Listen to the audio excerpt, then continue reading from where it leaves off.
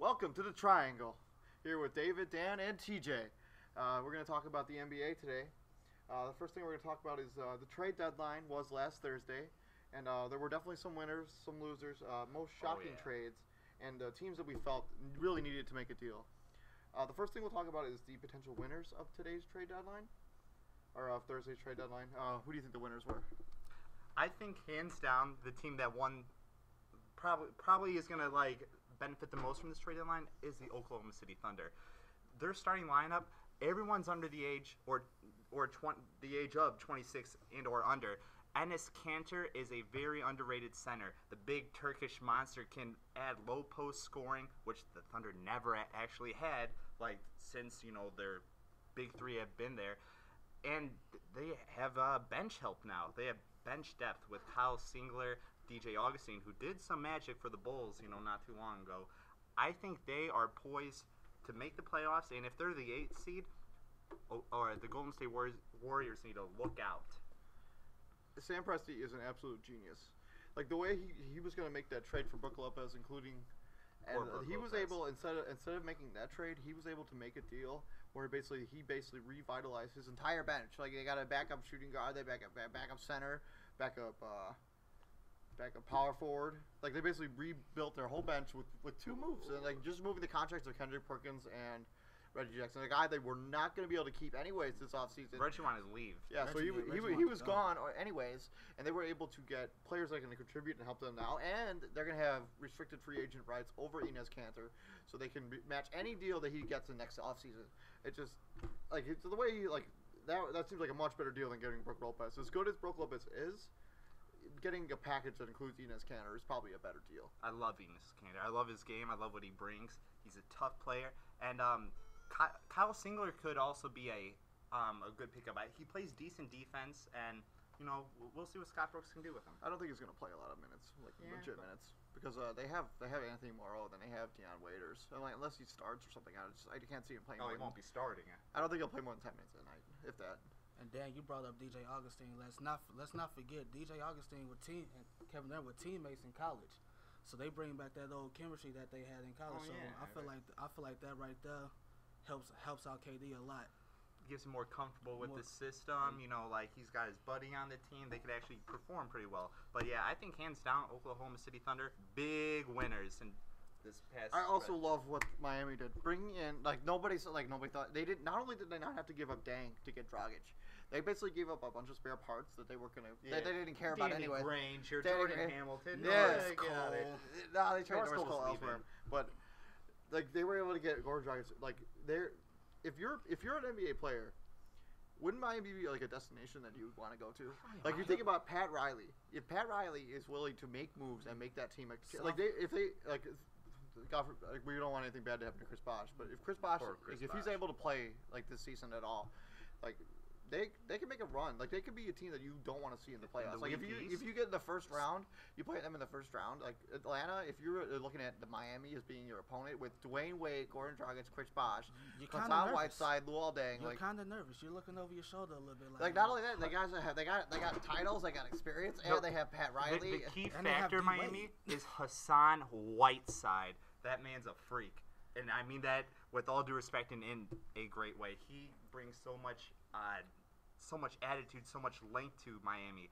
He's a big difference maker to go along with Goran Dragic, who loves playing point guard, loves being the distributor. He loves making players better. I look for Miami to be maybe a 5 seed, maybe a 6 seed. It all depends on Chris Bosh's health, of course, because he is their best player. Sorry, Dwayne Wade. Bosh plays every night, and you do not. So I have a bad feeling about the Chris Bosh and blood clots are never his status for the rest of this season. We're all hoping for the best for Chris Bosh. I'm glad he got looked at, because this past week, NBA legend Jerome Kersey passed away from the same type of incident. He had a blood clot in his leg, and it rushed up to his lungs, and he passed away from that. So kudos for Chris Bosh for getting that looked at. I bet you the fact that Jerome Kersey passed away this week. Kersey. Oh, Kersey. Mm-hmm. I feel like because of that, maybe that's why Chris Bosh went and got checked out. Maybe if that doesn't happen, he doesn't go to the hospital right away.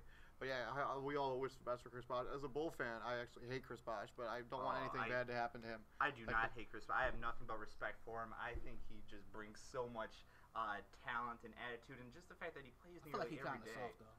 He's not soft. I feel like he's kind of soft. No, just because he has a different personality, he's not an aggressive person, that doesn't make him soft on the basketball court. I feel like he's kind of soft. All right, well, any other big winners you think about the trade deadline? Winners, I mean, there's teams that certainly got better, but there's no way anyone did better than Oklahoma City. No way. So yeah, Oklahoma City clear winner in my opinion. I mean, there were little moves like Portland Trailblazers. They got Aaron Aflalo, who's gonna add bench help, which they desperately need. They needed bench scoring in the worst way, and they did, not to mention like they didn't give up anything to get that. What, they gave up Claver? They gave up Thomas Robinson. They gave up Will Barton, and they gave up Claver. Claver. Yeah, he's French, you know. Oui. But yeah, they get basically two guys that can come off their bench and be contributed, and give Wesley Matthews a rest who's like plays a shit ton of minutes. But I do. Then they also give Nicholas Batum, who like has been fighting injuries right now. Like you give him a chance to even rest a little bit on his injuries. But I do feel like losing Thomas Robinson hurts them a I do little like bit, Thomas Robinson. especially on the big man. That like even though they have Freeland and Leonard and LA. If LA goes down, if he re-aggravates that thumb injury, they will be in big trouble because they won't have they won't have that guy who can come off the bench and like they will not be a contender like quote unquote replace LaMarcus Aldridge. Like Thomas Robinson was the guy who could kind of play. He like did it last playoffs and he played pretty well. Yeah, Thomas Robinson, he did a good job. But yeah, so there maybe that would be the only case where they could be like maybe they shouldn't have made this deal. But like LA's a tough guy. He's gonna play. If he absolutely can't play, he will play. Another team I'm proud of for just not screwing anything up is the Sacramento Kings, who generally do screw things up around this time of the year. Well, they traded for Andre Miller. Yeah, they got Andre Miller, who has a lot of family in Sacramento. He's actually always wanted to play for Sacramento. Reunited with George Karl. Yeah, and like they have a connection, and they didn't give up like let's say Nick Stauskas didn't give up Boogie Cousins. They didn't panic and get rid of like any key components. I think they just made that trade to get out of the Ramon Sessions contract, which they should never give him that contract in the first place. Yeah, I agree. I'm just proud of them for not screwing it up like they typically do around this time of the year. So let's transition to losers. My biggest loser is Denver. I don't understand why you have to give up a first-round pick to make JaVale McGee go away. Like, why can't you just be like, JaVale McGee, we don't want you here, and we don't want you to play with us anymore. Just stay home. He's awful. The coaches just do not like JaVale McGee for whatever reason. But why do you have to give up a first-round pick to make him go away? Like, we're gonna give you JaVale McGee and a first-round pick. Just take him off it, please. Can just buy him out? Why can't just buy him out? The buyout probably was super high. It's Denver. Isn't marijuana legal in Denver now? Yeah, right. But why don't you just like what the Knicks did with Eddie Curry and Marbury? Like you guys are part of the team, but we don't want you anywhere near us. Stay away. What the Nets just did with Kevin Garnett, they bought him out of his contract was pretty big too, and they bought him out and allowed. They didn't buy him out. They traded him to Minnesota. Three key components or three like positive players you like on Denver right now. Ty Lawson, who's not going to be there anymore. Kenneth Faried, I love Kenneth Faried. Kenneth Faried as Manimal, he's immense upside. And the third player I gotta say is Jusuf Nurkic. I like him. He's a big Bosnian, 6'11", 7 foot, 270 pounds. The guy's got some offense. Very raw though, still a raw player, but outside, physical. Yeah, big guy. Outside those three guys, and then they lost a first-round pick.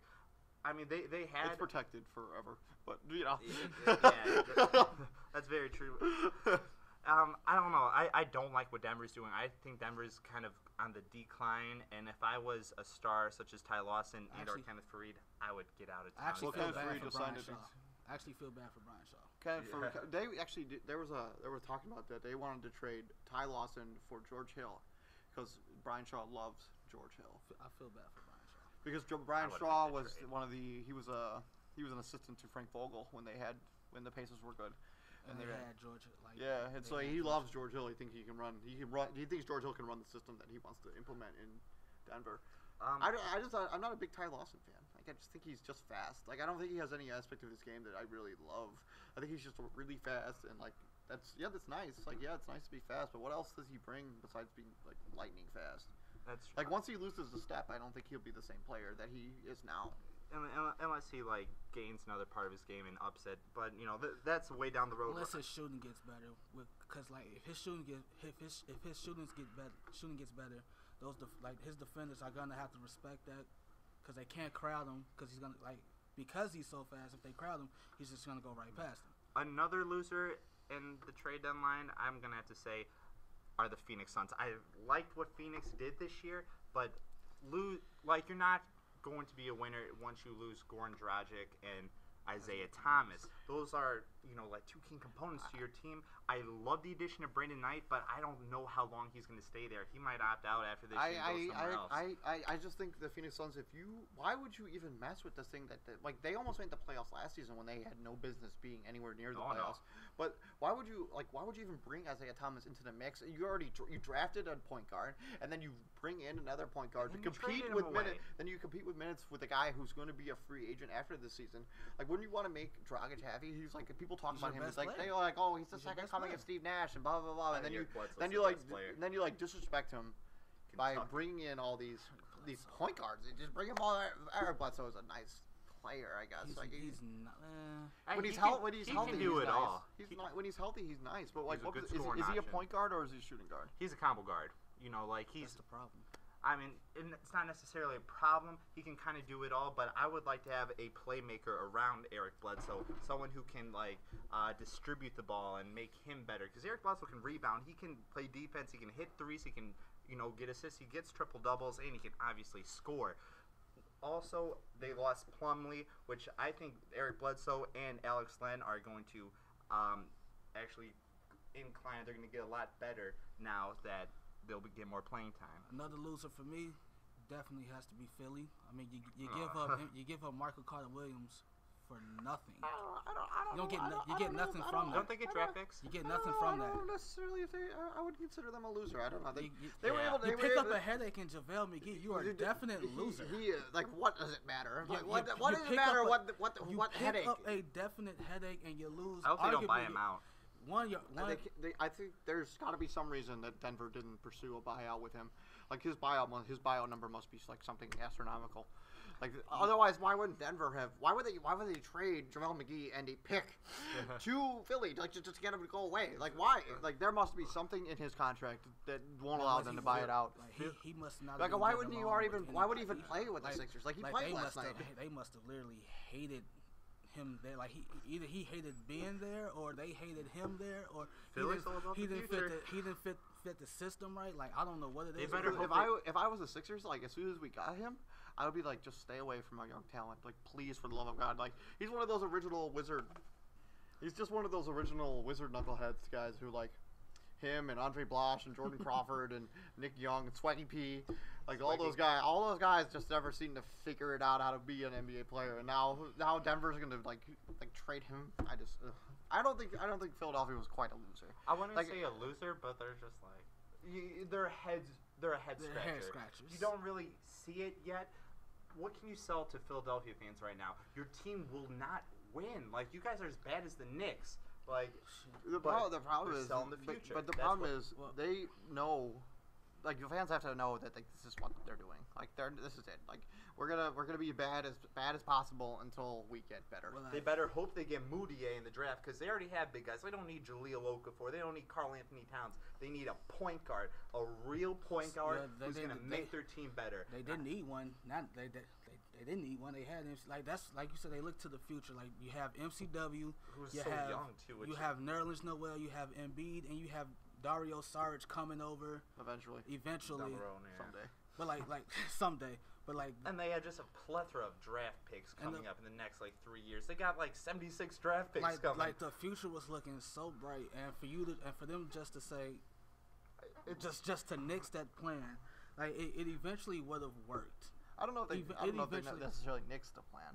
I just don't think they helped their plan any. Like they didn't do themselves any favors.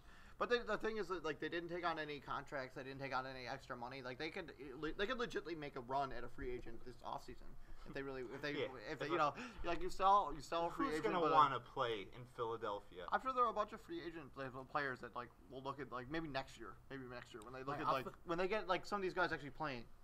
Like they have they have Embiid for one season. They have Nerlens Noel, who looks like a decent player. Like he's not going to be like an all-star or anything, but he's a decent role player. He's got like Anthony Davis traits. I'm not saying he's as good as Anthony Davis, but he's offensively, no. Yeah, but he can play good defense. He can rebound. I think Anthony Davis is a terrible comparison. He will never be Anthony Davis. No, I'm not saying he is. I'm just saying he has similar traits to him in terms of length. I don't see the offensive game ever getting anywhere close to that level. Defensively, maybe. Yeah, maybe. Especially with especially the shot blocking aspect, like. That's like what I was really keying in on. I'm not saying his off. In my opinion, the only thing those two guys have in similar is that they both went to Kentucky. That's it. Like their games, they both like have a huge, like enormous wingspan. It's like the opposite ends of the spectrum. Like Nerlens Noel is going to be a decent role player for like most of his career.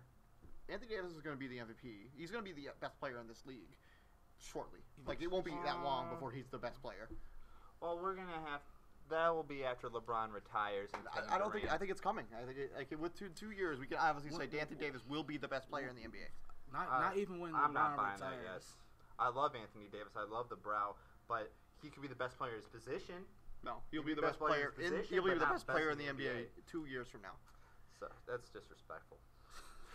How? You're disrespecting the greats, and you're disrespecting Kevin Durant. You're disrespecting LeBron James. I'm not disrespecting them. I'm just saying Anthony Davis is going to be. Anthony Davis is going to be better. Yeah, he's going to be better. Like you have to win a championship in order to be better than these champions. So Kevin Durant hasn't won a championship. Kevin Durant hasn't won a championship. He's won a scoring title. No, he's not are you saying the Pelicans are a lot closer to winning a championship than the Thunder? Oh, no.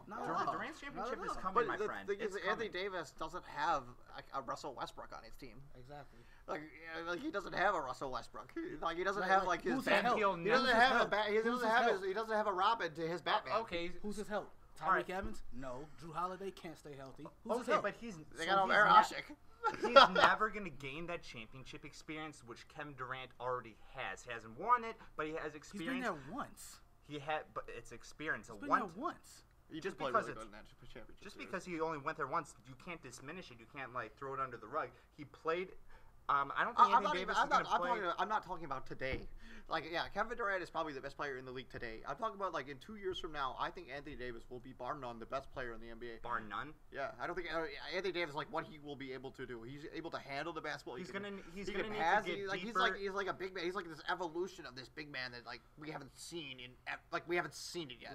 A lot of players. Name another big man with his ball handling ability. Like, let's not forget, at one point he was a point guard in his before he blew up. You got super tall. This guy grew 6-7 inches in one summer. Like he went from 5'10" to like 6 whatever in one summer. I love his game, but every true NBA fan, every true NBA follower knows it doesn't really mean that much unless you can do it in the playoffs. And I don't think Anthony Davis has the unit around him in order for him to get deep in the playoffs, in order to try his hand. Yes, this is 2 years down the road, but I don't see them getting a lot of more talent around him than what they already have. He doesn't have Russell Westbrook on his team right now. There is no equivalent to Russell Westbrook. Which hurts his case in order of getting that experience. How would it hurt his case? Because he's not going to get that experience, Dave. David, you summed it up. He doesn't have a Robin to his Batman. Once they get that second player that benefits him, that contributes to him, he will take that lead. All right, let's redirect this conversation and we're back to the trade deadline before we get way off tangent about who the best player in the NBA in 2 years will be. So the next thing is like the most shocking trade of the trade deadline, like the trade that you didn't see coming, and like you're still like trying to understand why that team made that trade, and like what do you guys think it would be? I honestly, to me, the MCW trade is still the most shocking trade to me. Like that was when I was like, wow. I was like, wow, like really? Like I was completely befuddled with that trade. Like to me, it still makes no sense. They didn't benefit from it. Like Jason Kidd is still he's licking his chops over the fact that he just acquired Michael Carter Williams. Like he's jumping for joy with the things that he's going to be able to teach him in the future. I feel like Jason Kidd, like being a former point guard, he just knows how to like whisper in the point guard's ears and teach them how to be great. Like he did from Brendan Knight, who really has been kind of a bust up until this year, who he came out of nowhere. Yeah, he's just been the king of getting dunked on. Don't be disrespect. Don't bring that up. Don't need to bring that up now. For me, it was Isaiah Thomas. Why, if you're going to trade Gordon Dragic away, why wouldn't you keep Isaiah Thomas? I just I agree with I that. couldn't believe if you're Boston, wouldn't you want to have the work? Like you're not going to contend for anything. Like why even You don't trade have for the talent Isaiah? to. Like, Why- even if you why- make the playoffs. Why even try it with Isaiah Thomas? Like why? He's going to make you guys better, but do you really want to be better right now? Like, you guys... And not to mention, they had you basically do what you did to Phoenix in Boston. Like they already have Marcus Smart, they got Avery Bradley, Bradley. and now they add Isaiah Thomas into the mix. Like where are you gonna find? Bradley's a two guard. He's a point guard playing shooting guard. He's a lockdown defender, though. He used to be. I don't know. I think He still can I lock people don't down. think he's considered what he used to be as a defender. No. But like the Milwaukee trade, I just couldn't.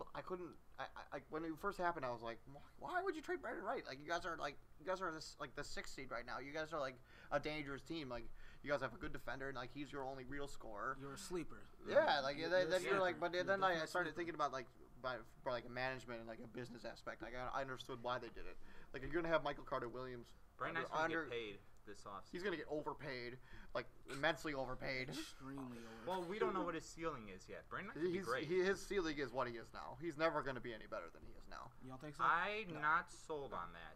I feel like he could get better than what he... I feel like Brandon Knight can average 21 points a game. He can average 21 points on a bad team. Yeah, probably. He's never gonna be like any kind of like corner piece or like piece that you use to build a championship team around. I mean, he's no Russell Westbrook. No, he's not even Rondo. But he's not even. Throw him on the Pacers. Then things get interesting. Really, because the Pacers, like, who's their point guard? George Hill, not a strong point guard. Who's Brandon not would even be an upgrade who's over a shooting that. guard playing point guard. Yeah. That's what George Hill is. He's a shooting guard playing point guard.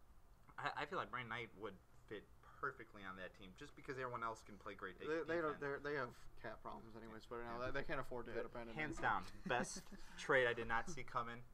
Norris Cole to the Pelicans. I'm just kidding. That was Norris Cole, it does give them depth at point guard. I was joking. There's no. All right, what I'm thinking is like I don't think the Pelican. I think the top 8 teams in the Western Conference is already locked up now after this trade deadline. I think Suns have dropped out of that 8th seed, and the Oklahoma City Thunder have cemented their place in the playoffs by their moves. All they have to do is win now. That's all. They got the talent. Stay healthy. Kevin Durant already got injured. Durant's not even playing tonight. He's not? No, he's out. Soreness I'm adjust my fantasy team then. Soreness in his right foot. He's not playing tonight. I mean, granted, it is Charlotte, but they're not. He's not playing tonight. All right, so pick up Russell Westbrook, fantasy owners. One. All right, so now we're gonna talk about teams that we think should have made a deal that didn't. For me, the obvious choice is the Clippers. Like they've been up and down all season long, and now they have Blake Griffin injured, and they replace him with no one pretty much. Spencer Hawes. Like the only way, like Glenn unless Davis. they do like some sort of buyout, they get a buyout player. Like let's say they get let's say Brandon Bass gets bought up by the Celtics and he ends up as a Clipper. Like that could work. Has that familiarity with Yeah, him too. exactly. That's exactly why I brought him up. Yeah, that wouldn't be a bad move. The thing with the Clippers is they have been the most active team the past 2 years, wouldn't you say, in just picking up free agents, making trades and stuff. I feel like they just need some time to get familiar with each other. They need to dance a little with their dance partners. The Blake Griffin injury. Trades might disrupt their team chemistry, and I feel like they just have to get used to each other as a team, and then that's when you will see the greatness, the potential they will achieve. You're not biased at all. Wearing this Blake Griffin jersey. Yeah. Like, to be honest, like the Clippers not making the move doesn't surprise me. I don't expect them to make that much noise in the playoffs. I honestly think they're gonna when the playoffs start, they're gonna be one and done. I agree. One and done. I agree. I don't think they have. There's something missing on that team that I just don't see. And I'm not sure what it is. I can't pinpoint any one aspect. It might be at the 3 position. Matt Barnes is. Matt Barnes is not the answer at the 3 position. He's a good defender, Yes. what you need in the Western Conference playing I against like a lot of good small forwards like Batum and Durant. Parsons. If they have like a Harrison Barnes at the 3, and then maybe you can interchange him and Matt Barnes starting. Trade Barneses? A Barnes duel. I feel like that's kind of what the Clippers need. They have Chris Paul, who's one hell of a leader. Then they have Blake Griffin and DeAndre Jordan. DeAndre Jordan's free throws scare me. But we're not doubting their leaders. Like they have leadership left and right. It doesn't like when coaches. They got one of the top 5 coach in the NBA right now, Doc Rivers. leaders and coach, it doesn't get any better than Doc Rivers. Like, and Chris Paul, you can't ask for a better floor general than Chris Paul. Like, what are they missing? I have no idea. It can't be. There's just something. There's something about I watched the Clippers play it. I just think there's just something. They're not great defensively, what you would expect under Doc Rivers, especially under Doc Rivers. I explain. But if they get Brandon Bass, like let's say that buyout, let's say they get a Brandon Bass, like that would make them a better defensive team, and he could play and he can keep everybody in their normal rotation. They can keep Spencer Hawes on the bench. They're sure not short of offense though. Having Jamal Crawford coming off the bench, probably sixth man of the year this year. And I still think it's that's Lou what Williams. I think that's what they're missing. I think they need way more production off the bench, because when Jamal Crawford is your only legit scoring threat off the bench. Like, who's their backup point guard? They're back. Is it Austin Rivers now? Austin Rivers, I believe, plays backup point guard for them. Like who? He's been playing well since he's come to LA. He's been playing a lot better than what we've seen in past. Because he actually gets to play a little. Like, he loves him. Like to be honest, like I feel like if every player on the Clippers had that killer instinct, that had that Chris Paul killer instinct mentality, they'd be fine. But I think Blake Griffin's a killer. He's soft. Blake Griffin. Oh, don't be disrespectful. You're doing it again. He's soft. He is not soft. Yes, he is. Name one dunk that he's ever thrown down that was soft. He's even said he doesn't. I'm not talking about that. I'm talking about like the physical aspect. He's even said he doesn't like playing TJ, physical. you need to get your eyes checked. What's your prescription? I understand. I understand your bias. Blake Griffin. You wearing his shirt right now. I understand that. He plays. Have you not seen him throw his body around? What defines soft in your eyes? He's soft. Let me hear a definition. I never really considered Blake Griffin an overly physical basketball player. Like, yeah, yes, he dunks a lot. Like, yes, he dunks. He's a big dunker. Yeah, but he's not he's not like one of those like Zach Randolph who's gonna get in the post and muck it up. Muck it up with the other players. He does throw his body around. Blake Griffin. He doesn't muck it up. He doesn't muck it up. I don't know what muck it up means. What I do know is that he throws his body around. He's a physical specimen, and I see him throwing elbows, throwing shoulders. Take that playoff series with the Grizzlies and the Clippers from a few years ago. Well, the Grizzlies are all physical. Zach Randolph made Blake Griffin his little, you know what? I can't say that on the air. I'm not gonna say that on the air, but he made him his little, you know what? When was that? A couple years ago? Yeah, 2 years ago. Blake Griffin is ever evolving, my friend. And he'll do it now. He evolves a lot of his game, but like Blake Griffin, he just needs. I think defensively, he leaves a lot to be desired. Yeah, exactly. But it's not. He plays very defensive. I'm not saying it's his fault that the Clippers aren't considered a championship contender, but there's something about the Clippers that doesn't. It doesn't jive. Like you see, they're like the Bulls of the Western Conference.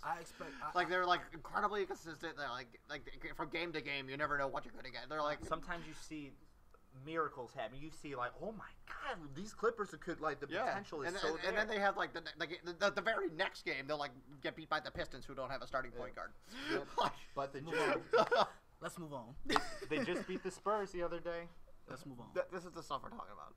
All right, so here at the Triangle, we're gonna move away from the trade deadline, and we're gonna go on to we're gonna preview some of the awards that give out at the end of the season. Last time we did Coach of the Year, MVP, Sixth Man of the Year.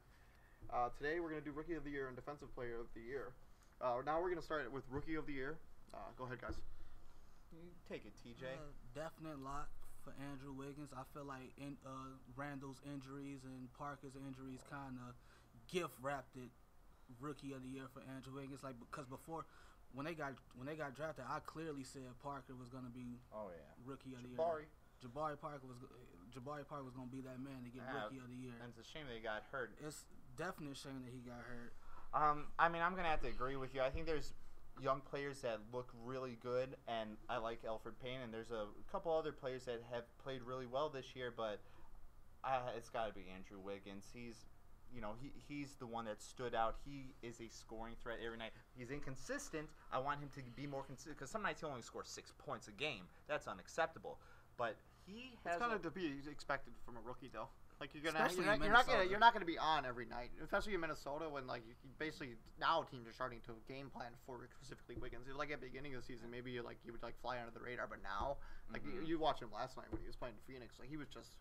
Like you look how physical he was playing. Like he looked like an involved player, and I think it's not even Martin. close. Well, now that Kevin Martin's on the court, he creates a lot more space. He Well, we'll spreads see the how floor long Kevin better. Martin's on the court for before he But gets. Maybe he might be a buyout candidate. Like, he'd be he's gonna nice in a finish the rest Bulls of the jersey. season. Kevin Martin's We don't so want nice. him in Chicago. Yeah, we do, dude. What are you talking about? Are you crazy? We don't Are you kidding need me, more dude? injuries. Definitely. Dude, if we got Kevin Martin for like next to nothing, dude, like how can you say that wouldn't improve us? Like you'd be Well, able to if he you'd be able to play plays, he'll shooting improve guard us. and small forward. If he could relieve plays. Jimmy Butler and whoever decides to start at small forward, whoever's healthy enough to play. Like Yeah. Like, I also feel like McDermott could have made some noise, but we didn't count on him having. Tom Thibodeau Mid-season. hates rookies, and Mid- Tom Thibodeau, the career ender, would Like, rather just we- run the rest of his players into the ground before playing a rookie. I honestly feel like McDermott could have contributed. Like we didn't count on him having mid-season knee surgery and missing all those games. I've watched McDermott play, yes, sparingly in the fourth quarter, but I've seen him play, and the guy's got talent. Like, He early- plays. like, If the guy plays like garbage time, you're gonna say he's gonna like all these. That's- Like but a that- lot of players look that's- really good in garbage time. because that's after the knee surgery. Like early in the season when he before the surgery, he was definitely contributing. Him and Mirotic, they were both contributing. Mirotic's problem, he lacks confidence. Like one game he can kill it. Like I saw one game he scored 27 points, Yeah. and then the next he passes like he pump fakes on every shot. Like dude, hot. my and he's cold. my He's problem hot and my, he's my cold. problem Yes, my and problem with he's Mirotic is why are they playing him at small forward? Like I just think he's because he can put the ball on the floor. yeah, but defensively he's a liability at that position. True. And we already have a bunch of liabilities on defense. We've been terrible on defense. We don't defend the pick and roll well. But Especially the let's high pick not and even roll. talk about the Bulls. We're Yeah. going back to the rookie of the year. Andrew Wiggins is the clear-cut favorite to win. As soon as everybody else got injured that mattered, I feel like there's not even anyone even comparing. Okay, better question. Since we all agree Wiggins is going to win the Rookie of the Year, who's runner-up? I think that's the real question. I would have to 'cause get that to Nerlens Noel. No, Yes. come on, dude. Yes. Come on. Yes. Dude, Mirotic has been better than Nerlens Noel. The only reason... dude, Nerlens Noel, look at his numbers, and he's so underwhelming Dante- as a player, dude. I not just underwhelming. watch him, it's just... ugh. Maybe you Dante- hate Nerlens so well. That's Dante Dante why I Exum said that. never plays. Like, what are you talking? He averages like about to say 5 that. assists a game. I was just about to say that Dante Exum never plays. Alfred Payton is just a Alfred- defensive. He- That's all he. He was flirting with the brings. triple-double last night. Flirting with it. Like He- how he's- often he's does a he good- flirt- he's a How good often passer. does he flirt with a triple double? Well, he's getting a lot more playing time now. He It's starts for them. Orlando. It's It's Orlando. Orlando. I could Well- start for Orlando. Oh, Johnny, you could not. TJ, you're 5'10". Definitely start for Orlando. I think it would be like I think Mirotic is in the conversation for 2. I think he's been good enough this season to be in the conversation for like the runner-up to the rookie of the year. Like I think he's been good enough. I mean, like to be honest, Jusuf Nurkic has played to better be honest, than he hasn't. Mirotic. No, get No, out of he here. hasn't. Yes, To be he honest, has. he makes a valid point for Mirotic, especially with And not to mention, especially with injuries in the Mirotic rookie is class. contributing to a team that's going to be like a championship contender. Like none of these other guys that we're even talking about have done anything that like relevance. Like they're playing on bad teams. Like you put up you put up big numbers on bad teams. Kevin Love played on the Timberwolves, put up ridiculous numbers all the time because he was on a bad team. Look at him in Cleveland now. Now that he's on a team that matters, he's like his stats are his like. production's gone down. Yeah, Even Kyrie Irving's production has gone down. He's a first-quarter machine. After that, kind of fades into the shadows. I've never been a big Kevin Love guy. I always thought like LaMarcus Aldridge was a much better player than him. But, Definitely. Yeah. Definitely. Yeah. So that we kind of discussed Rookie of the Year. We're gonna move on now to Defensive Player of the Year. Who do you guys like? DeAndre Jordan, hands down, leads the league in blocks. Is just a machine out there. I don't think it's close. I feel like he's just this is his time. Can't hit a free throw to save his life, no, but he can play some mean defense. Wait, hold on. I think DeAndre Jordan covers for a lot of the like deficiencies everywhere else on the Clippers defensively. Like I think he covers for Blake Griffin. I think he covers for Jamal Crawford. I think he covers for a lot of the other players on their team. Like whoever their backup point guard is, I'm sure is terrible at defense. Like whoever it call out is, Austin Rivers like that. whoever it is, whoever their backup point guard is, whoever it happens to be. Don't be calling him out I like feel that. I don't for like defensive that. player of the year, you can make a definite argue for the ageless wonder Tim Duncan. I mean, 38 years, like 38. I think he's 39. 38, 39, damn near 40, whatever.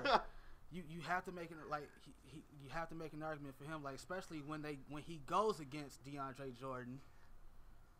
Serge Ibaka's pretty good. Tim Duncan's like fine wine. He gets better with fine age. wine, like Better with age. Like DeAndre Jordan's defensive player of the year. Like he has no answer for Tim Duncan when they play against each other, and they played. Really? They play against each other 4 times a year, and really because they actually played 2 nights ago, and I think DeAndre Jordan had 20-something rebounds. How many points did DeAndre Jordan get at the line? He like the reason that he was like his stats were so ridiculous is because he was on the line all the time. He had like 4 blocks. I mean, anytime you shoot 28 free throws, but you only make 10 of them, like you go 10 for 28 at the free throw line. Like he's the defensive player of the year. That doesn't, We're not talking about his offensive game. It's obviously has a lot to be desired because his only offensive move really is the putback dunk. Give him time, my friend. Give him time. You think he's going to develop a legitimate offensive game? I feel like he's developed every single season he's played in the NBA season. I feel like he's getting a lot better. Develop his free throws. Okay, and another player, wild card, probably not going to win it, but I'm just going to give him a little shout out. Andre Drummond. Same deal with DeAndre Jordan. Can't hit a free throw to save his life, but he can definitely play a lot defense. Like he blocks shots. He's long. He's aggressive. Look for him in the future to become a potential defensive player of the year. I have a hard time giving defensive player of the years to players that are on teams like that. I know. I know you do. Like your team isn't any good. How do you win awards? How are you the defensive player of the year, but your team has like 11 it's not his fault. He's on a crappy team. I feel like it has something to do with his fault. If Brandon Jennings 70 points a game. If Brandon Jennings doesn't get injured, they probably potentially become the AC. They probably become a playoff team.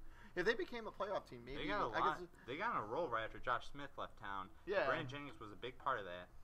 And then they had Reggie Jackson, which is like I guess a poor man's Brandon Jennings. We're gonna see how Reggie Jackson plays. This is his time to shine. Like for him, he's talked a big game. Time to put up a shutout for him. Yeah. He wanted to get out of Oklahoma City. He wants to be the guy. Now it's your time, Reggie Jackson. Let's see what you got, son. Another candidate for defensive player of the year. Always goes underneath the radar because of the market he's in. Marc Gasol. I think you can make more of an argument for Tony Allen on that same team. Tony Allen is like the wing guy who shuts down all of those big-time players in the Western Conference. He's a dog.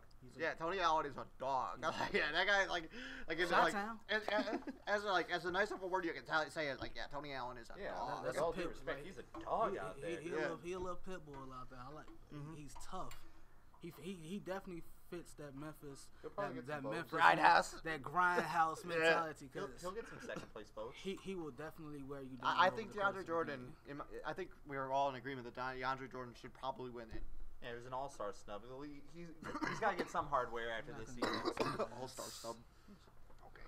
Let's move on. All right. Well, I think that's it for our podcast for today. Is that it? Yeah. We covered everything we wanted to talk about. Oh, we don't have any more topics? No. I think next week we're going to switch our focus over to college basketball and with the upcoming NCAA tournament. And maybe we'll do a projections of teams that may make the bracket. Maybe we'll preview the Wooden Award. How about NFL? I always love talking about the NFL. I think we'll do the NFL in 2 weeks from now. Okay. So this is the Triangle signing off.